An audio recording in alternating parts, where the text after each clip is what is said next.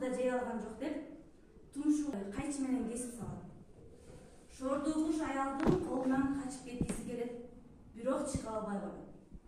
Ошентип тумшугунан айрылат. Аял аны менен эле токтоп калбайт. Анын канаттарын көрүп, кокуй десе, сенин мурдагы кожоюнуң сени такыр эле карап деп кыркып коет. Сокурой жүгүрткөн аял колуна кайчы алып, баягынын канаттарын эки жагын тең кесип салды. Акыры шайы кетип, аялдын колуна отуруп калат. Баягы аял тырмактарын көрүп, "Ай, шордум, сенин тырмагыңда караган эмес турат. Узунун карачы.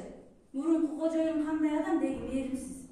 Сен тырмагыңды жүдөтпөй кесейин" деп баягы бүркүттүн тырмагын кесип коет. Аялдын колунан кордук көргөн бүркүттүн көзү жашка толот.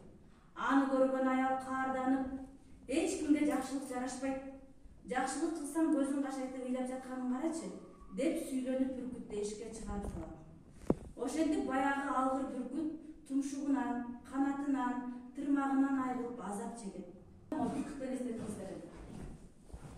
Кең асманда учуп жүргөн бүркүттү куштардын падышасы десек да болот, ушундай бүркүттү ошол түркөй аял эч нерсеге акыбалы жетпеген бир алсыз бир байкушка айландырып койбоду. Демек бул жерде эмнени айткыбыз келип атат? Биз бүркүттөй балабызды каргага айландыра албайлы.